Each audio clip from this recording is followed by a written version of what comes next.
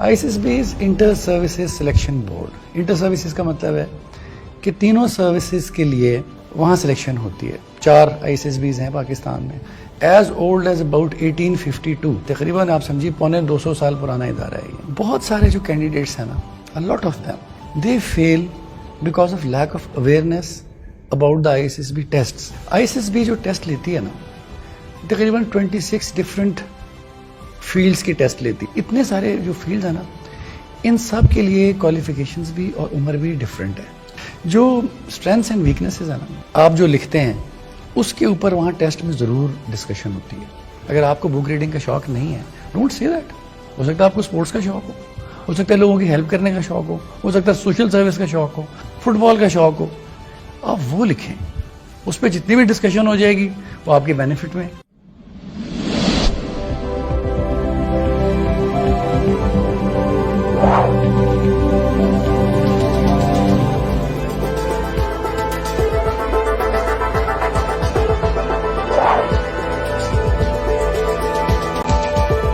अस्सलाम वालेकुम नाजरीन, शेयरिंग ऑफ प्रोफेशनल विजडम के साथ मैं हूं अली रहमान खालिद। आज जो मेहमान हमारे साथ मौजूद हैं वो डिप्टी प्रेसिडेंट हैं ISSB के।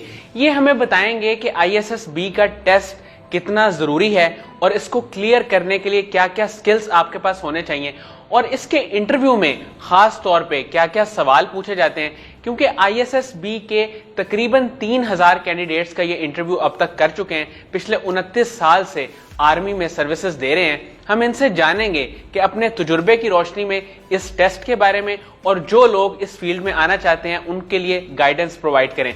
आइए इनसे मुलाकात करते हैं। बहुत बहुत शुक्रिया सैयद अली जाफरी साहब आपकी तशरीफ आवरी का। सर, सबसे पहले तो मुझे ये बताइएगा, आप पिछले 29 साल से आर्मी के साथ मुंसलिक हैं और आप ISSB के 3000 से ज्यादा इंटरव्यूज कंडक्ट कर चुके हैं।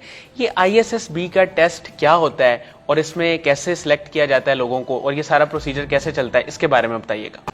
जी, thank you very much for inviting me. ISSB's inter services selection board, inter services का मतलब है कि तीनों सर्विसेज के लिए, आर्मी के लिए, नेवी के लिए, एयरफोर्स के लिए वहाँ सिलेक्शन होती है। 4 ISSB's हैं पाकिस्तान में, तो वहाँ होती है, सिलेक्शन होती है। और उसमें भी टेस्ट होते हैं 4 दिन। साइकोलॉजिस्ट का टेस्ट होता है, साइकोलॉजी का, डिप्टी प्रेसिडेंट का इंटरव्यू होता है, आउटडोर टेस्ट होते हैं। उन सारे टेस्ट को करके वो उसके बाद रिजल्ट निकालते हैं, then they discuss it very thoroughly और फिर इसका इवेंचुअली नतीजा निकालते हैं। And it's as old age about 1852।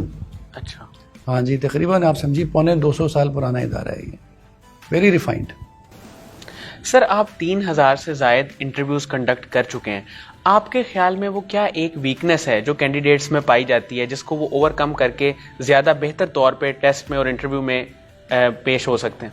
जी, बहुत सारे जो कैंडिडेट्स हैं ना, a lot of them they fail because of lack of awareness about the ISSB tests. यानी आप ये सोचिए कि जब एक दफ़ा लोग जाते हैं टेस्ट देने के लिए, तो वहाँ पे तकरीबन उनका कोई 10% के करीब सिलेक्शन रेट है। 100 बंदे जाते हैं तो 10 के करीब सिलेक्ट होते हैं। ठीक हो।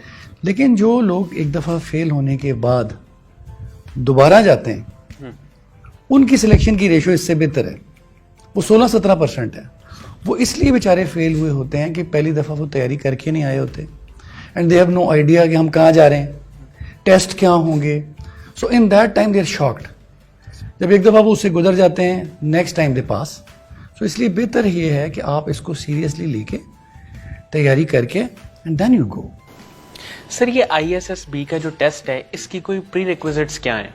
हाँ, ISSB जो टेस्ट लेती है ना, तकरीबन 26 डिफरेंट फील्ड्स की टेस्ट लेती है। फॉर इंस्टेंस PMA के लॉन्ग कोर्स के लिए ले लेगी, PMA के टेक्निकल ग्रेजुएट्स के लिए ले लेगी, कोई नेवी में अगर कोई MBA जा रहा है उसके लिए ले लेगी, किसी लॉयर के लिए ले लेगी, एयरफोर्स के लिए, एरोनॉटिकल इंजीनियर के लिए, या किसी, इतने सारे जो फील्ड है ना, इन सब के लिए क्वालिफिकेशंस भी और उम्र भी डिफरेंट है। आर्मी के लिए जो लॉन्ग कोर्स के लिए जाते हैं, that's FA, FSC, A levels and about minimum 18 years of as. ये थोड़ी बहुत इसमें ऊपर नीचे होती रहती है कभी कभी, और बाकी हर प्रोफेशन के लिए मतलब डिफरेंट है। सर, आपका 26 साल का आर्मी में एक्सपीरियंस रहा है। आपने ट्रेनिंग में या काम के दौरान क्या क्या चीज़ें सीखी जिन्होंने सारी ज़िंदगी आपका बहुत साथ दिया है? جی بالکل, یہ بہت اچھا کویشچن کیا آپ نے. انہوں نے ہمیں سب جیسے ہم وہاں پہنچے نا ISSB اور PMA میں جب ہم پہنچے, فرسٹ آف آل انہوں نے ہمیں بالکل بریک کیا, بالکل انہوں نے بریک کر دیا ہمیں. اس کے بعد دوبارہ سے ری بلڈ کیا ہماری پرسنالٹی کو. پھر اس میں جو سب سے میجر چیزیں تھیں, قائد اعظم بھی کہتے تھے ڈسپلن. ہمارا مذہب بھی یہی کہتا ہے ڈسپلن. صبح 5 بجے اٹھیں, 4 بجے نماز پڑھنے کے لیے, پھر اگلی نماز پڑھیں, پھر محنت کریں, پھر ساری ان چیزوں کے گو تھرو کریں. Discipline is the best thing جو آرمی آپ کو دیتی ہے, فورسز دیتی ہیں. And then second is hard work, and then you become very systematic over the period of time. پھر آپ بہت سسٹمیٹک ہو جاتے ہیں. وہ آپ کی پرسنل لائف میں بھی ہیلپ کرتی ہے آپ کو, اور فوج میں بھی ہیلپ کرتی ہے. سر یہ مختلف قسم کے جو ٹیسٹ ہوتے ہیں, خاص طور پہ ISSB اور دوسرے بھی ٹیسٹ, اس میں یہ کویشچن بڑا کامن ہے کہ آپ کی اسٹرینتھ اور ویکنیس کیا ہے, اور اسٹوڈنٹس کو کلیئرٹی نہیں ہے کہ ہم اس کا آنسر کیسے کریں. سر آپ کوئی گائیڈ لائن پرووائڈ کریں جس میں اسٹوڈنٹس کو پتہ چلے کہ اس کا جواب صحیح کیا دینا ہے. جی very very very good question. جو اسٹرینتھس اینڈ ویکنیسز ہیں نا, آپ جو لکھتے ہیں اس کے اوپر وہاں ٹیسٹ میں ضرور ڈسکشن ہوتی ہے. ٹھیک ہے, موسٹ آف دا ٹائمس. تو اب بچے کیا کرتے ہیں, جو کینڈیڈیٹس کیا کرتے ہیں, کسی سے سن لیا کہ ان کو فوجیوں کو بکس پڑھنا بڑا پسند ہے تو لیٹس سے دس, یا انہیں اسپورٹس کا بڑا شوق ہوتا ہے تو لیٹس سے دیٹ. ٹھیک ہو, ایسے کرنے سے, کیونکہ وہ تو ایکسپرٹ ہے نا سارے. اگر میں نے 3000 انٹرویوز لیے ہوئے ہیں, ہر اسٹوڈنٹ یہی کہتا ہے کینڈیڈیٹ کہ جی میں سب سے اچھا ہوں. So but they are experts, they can find out کہ کون جھوٹ بول رہا ہے یا کون اس کو فیک کر رہا ہے. تو اس لیے بہتر ہے کہ میں آپ کو بڑا آسان طریقہ بتاتا ہوں, ویری انٹرسٹنگ. آپ ایک جگہ بیٹھ جائیے الگ کہیں, get a paper and a pen. ٹھیک ہے, اس میں جو خامیاں یا خوبیاں ایک انسان میں ہوتی ہیں, آپ میں نہیں کسی میں بھی, وہ آپ لکھ لیں. 50 لکھ لیں, 60 لکھ لیں, 70 لکھ لیں. ایک انسان جو ہے وہ انٹیلیجنٹ بھی ہو سکتا ہے, رسپانسبل بھی ہو سکتا ہے, ایموشنلی اسٹیبل بھی ہو سکتا ہے, خوبصورت, جو آپ کو لگتی ہیں 50-60 کوالٹیز ایک انسان میں ہوتی ہیں وہ لکھ لیں, اور جو برائیاں ہیں وہ بھی لکھ لیں. This will take you about half an hour اور سم تھنگ. اینڈ دین پھر آپ اس میں سے لائن لگائیں نیچے کہ یار اس میں سے میرے میں جینوئنلی کون سی ہے. کوئی بھی انسان خوبی اور خامی کے بغیر ہو ہی نہیں سکتا نا. برے سے برا بھی آدمی ہوگا, وہ کسی سے, اپنی ماں سے تو محبت کرتا ہی ہوگا یا کسی اور سے. وہ آپ آئیڈینٹیفائی کریں کہ میرے میں یہ خامیاں ہیں, یہ خوبیاں ہیں. وہ 8-10 آ جائیں گی. اس میں سے دین یو سلیکٹ کہ میں نے وہاں کیا بتانی ہے, کیونکہ جو بھی چیز آپ بتائیں گے نا اس پہ پھر ڈسکشن ہوگی. اور اگر آپ نے سچ بولا ہے تو اس پہ جتنی مرضی ڈسکشن کر رہے ہیں آپ اس پہ سرخرو ہی ہو جائیں گے. سو اس پیٹرن سے آپ لکھیں, اس میں سے سلیکٹ کریں. بالکل ضرورت نہیں ہے کسی اور کی بتانے کی. ہو سکتا ہے وہ اس میں ہوں, آپ کی پرسنالٹی میں نہ ہوں. اگر آپ کو بک ریڈنگ کا شوق نہیں ہے, ڈونٹ سے دیٹ. ہو سکتا ہے آپ کو اسپورٹس کا شوق ہو سکتا ہے لوگوں کی ہیلپ کرنے کا شوق ہو سکتا ہے سوشل سروس کا شوق ہو سکتا ہے پڑھنے کا شوق ہو, فٹ بال کا شوق ہو. آپ وہ لکھیں, اس پہ جتنی بھی ڈسکشن ہو جائے گی وہ آپ کے بینیفٹ میں. سر کون سی ایسی چیزیں ہیں جو اگر کسی کینڈیڈیٹ میں ہوں تو وہ فوری طور پہ اسٹریٹ وے ریجیکٹ ہو جاتا ہے؟ کئی ایسی کوالٹیز ہیں. فار انسٹنس اگر اس کی انٹیگریٹی میں پرابلم ہے, اس کا کوئی ایسا جو بیہیویئر, رومانٹک بیہیویئر کچھ اس کا ایسا ہے جس کمپلیٹلی ان ایکسیپٹیبل, تو وہ بندہ اگر سونے کا بھی بن کے آ جائے وہ اس کو نہیں رکھیں گے انٹیگریٹی پہ. اگر بندہ ایموشنلی اسٹیبل نہیں ہے وہ اس کو نہیں رکھیں گے. And they have ways and means to find out, اسی لیے تو ٹیسٹ ہو رہا ہے. اگر کوئی بندہ سوشل ریلیشنز مینٹین نہیں کر سکتا اس کو نہیں رکھیں گے وہ. سب سے بڑی چیز, کسی بندے میں اگر پلاننگ کی ایبلٹی نہیں ہے, پلان نہیں کر سکتا, اس کو نہیں رکھیں گے. وہ اس لیے کہ پلاننگ سکھانی بڑی مشکل ہے. اور اب سوچئے کہ ایک افسر ہے یا ایک کپتان ہے, اس کی پلاننگ ایبلٹی ٹھیک نہیں ہے, اور اس کے نیچے جو حوالدار ہیں, سپاہی ہیں, وہ اس کو بتا رہے ہیں سر ایسے کر لیتے ہیں, سر ایسے کر لیتے ہیں. اس کی پوری جو لیڈرشپ ہے وہ کمپرومائز ہو جائے گی. تو ایسی چند چیزیں ایسی ہیں کہ ان کے بغیر سینس آف رسپانسبلٹی, اگر احساس ذمہ داری نہیں ہے کسی آدمی میں, وہ کچھ بھی بن جائے, وہ لیڈر نہیں بن سکتا. He can't. کسی میں کوئی فزیکل ڈیفارمیٹی ہے, مثلاً کوئی فزیکل ڈیفارمیٹی ایسی ہے کہ وہ بول نہیں سکتا صحیح, وہ بھی فوج کا لیڈر نہیں بن سکتا, ظاہر ہے اس نے تو کمانڈس دینے. تو یہ چند چیزیں ہیں جن کی وجہ سے. سر یہ ایک خاص میں طور پہ آپ سے پوچھنا چاہوں گا کہ ایموشنل اسٹیبلٹی اور لیڈرشپ کوالٹی, ان دو چیزوں کو کیسے چیک کیا جاتا ہے انٹرویو میں؟ جی, جو ایموشنل اسٹیبلٹی ہے نا, لائف تو بیسیکلی ڈپینڈ کرتی ہے اس کے اوپر. اس میں بہت ساری کتابیں ہیں ایموشنل انٹیلیجنس کے اوپر.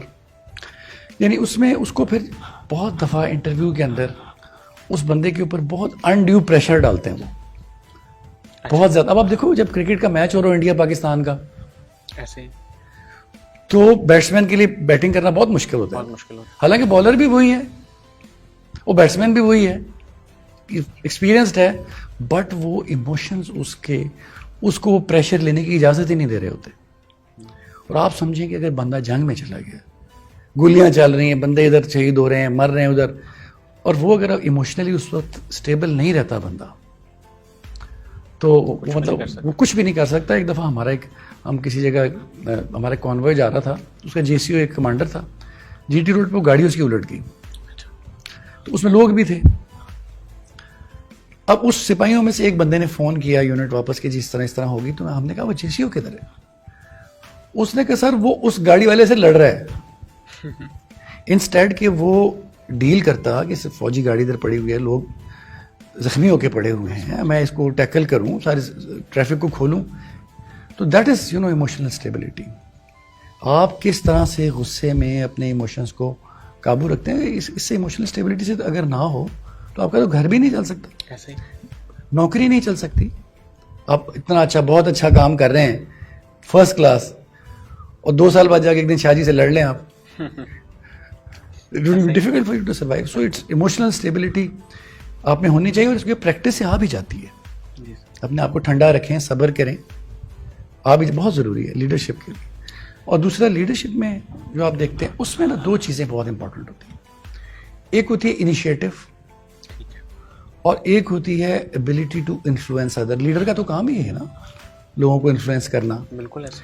پھر جو آپ نے جو جتنے کاغذات لکھے ہوتے ہیں, ہابیز اور ساری چیزیں, ان میں ڈسکس کر کے وہ دیکھتے ہیں اس نے لائف میں آج تک کیا کیا انیشیٹو لیا ہے. انٹرویو میں چیزیں سامنے آتی ہیں نا. بالکل ایسے. کہ ہاں سر میں ایک دفعہ گیا, میں نے کالج میں کہا جی میں یہ فنکشن کرواتا ہوں, تو پتہ چلتا ہے ہاں اس میں انیشیٹو ہے, میں نے فلانا میچ پلان کیا, میں نے فلانی چیز پلان کی, میں نے فلانا انیشیٹو لیا. پھر ہم اس پہ ڈسکشن کرتے ہیں, and then you come to know کہ ہاں اس میں انیشیٹو ہے. پھر اس کی جو ایبلٹی ٹو انفلوئنس ہے وہ بھی اسی طرح شو ہو جاتی ہے کہ باقی لوگ اس سے متاثر بھی ہو رہے ہیں کہ نہیں. If you can't influence people you can't take them to the war.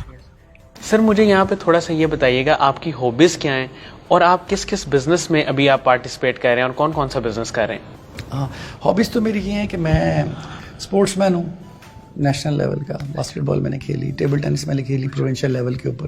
Government سے اسکالرشپ بھی ملتا تھا جب میں فوج میں نہیں گیا تھا. تو I am very fond of reading books میں بہت زیادہ پڑھتا ہوں. اور اب میں یہ ہے کہ آئی ہیو اباؤٹ 2 کمپنیز. ایک ہے 360 پراپرٹی مینجمنٹ سروسز, جو پاکستان سے باہر لوگ ہیں رہتے ہیں ایکسپیٹس, ان کی جو پاکستان میں پراپرٹیز ہیں ان کو مینیج کرتے ہیں, ان کو مینٹین کرتے ہیں, رینٹ وصول کر لیا, ٹھیک کر دیا, اس کو سیل کر دیا, اس کو اس طرح کی چیز. ایک یہ کمپنی ہے, اور دوسری ہے ایک پیراڈائز فارمز. میں ایک جگہ کسی جگہ بہت سارے فارم ہاؤسز وغیرہ بنا رہا ہوں. تو بیسیکلی ڈیولپمنٹ اور کنسٹرکشن سے میرا بزنس کا تعلق ہے. سر آپ کے اندر ایک خدمت خلق کا جذبہ بھی ہے, اور اسی کے تحت آپ نے مقصود فاؤنڈیشن بھی بنائی. سر اس میں اس کا کیا کیا ویژن ہے, مشن ہے, اور یہ کس طرح سے کام کر رہی ہے؟ جی دیکھیں, اس کا تو یہ ہے سب سے پہلے کہ میں ایک دفعہ چھور ایک جگہ سندھ میں وہاں پوسٹڈ تھا.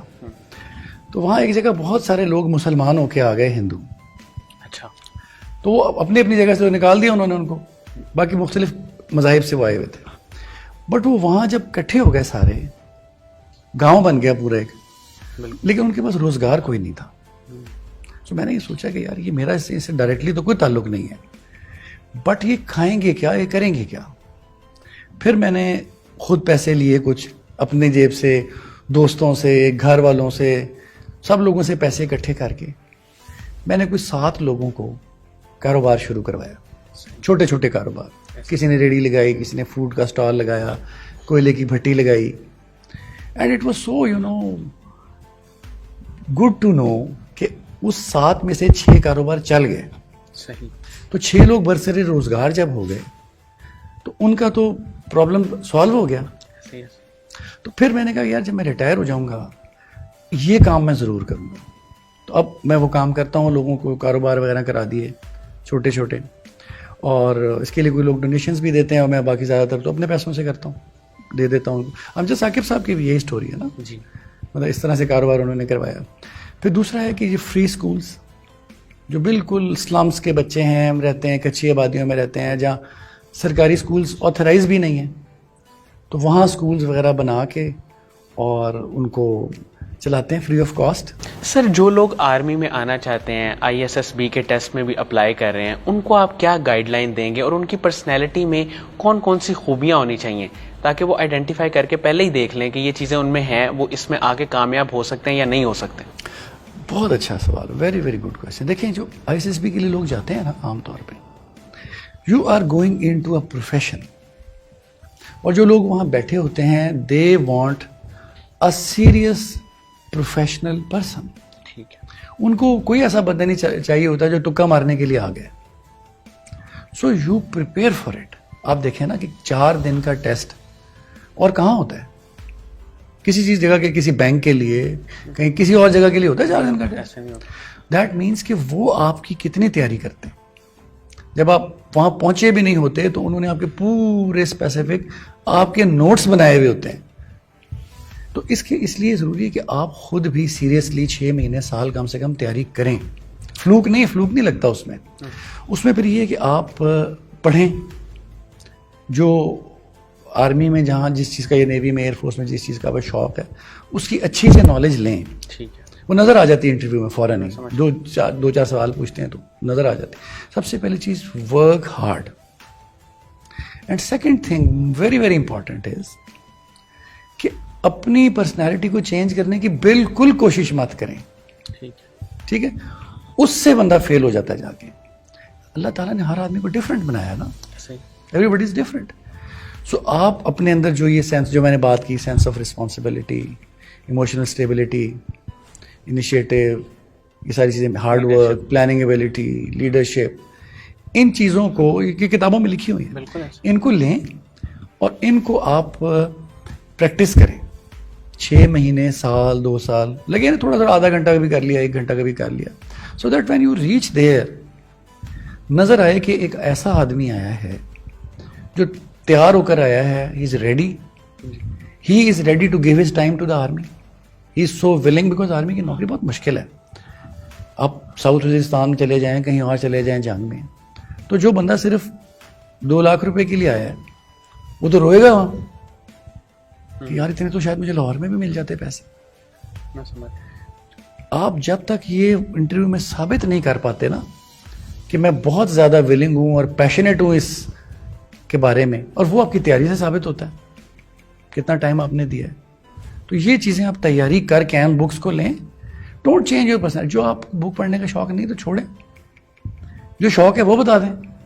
ٹھیک ہے. اس پہ جب ڈسکشن ہوگی تو وہ بندہ بھی بہت ہیپی ہوگا جو انٹرویو لے رہا ہے آپ کا, سیٹسفائڈ, آپ بھی بہت سیٹسفائڈ ہوں گے. سر آپ نے 3000 انٹرویو کیے ہیں, کوئی ایسا کینڈیڈیٹ تھا جس نے اپنا کوئی عجیب و غریب سا شوق بتایا ہو اور وہ آپ کو بڑا اچھا لگا ہو؟ ہاں وہ بالکل, مطلب انسان تو بڑے ڈفرینٹ ہوتے ہیں نا سارے. ایک آیا تھا, اس نے کہا کہ سر مجھے نا ورد کرنے کا شوق ہے. ہابیز میں اس نے لکھا, اچھا تسبیح پڑھنے کا, ہاں ورد کرنے کا شوق. ٹھیک ہو گیا.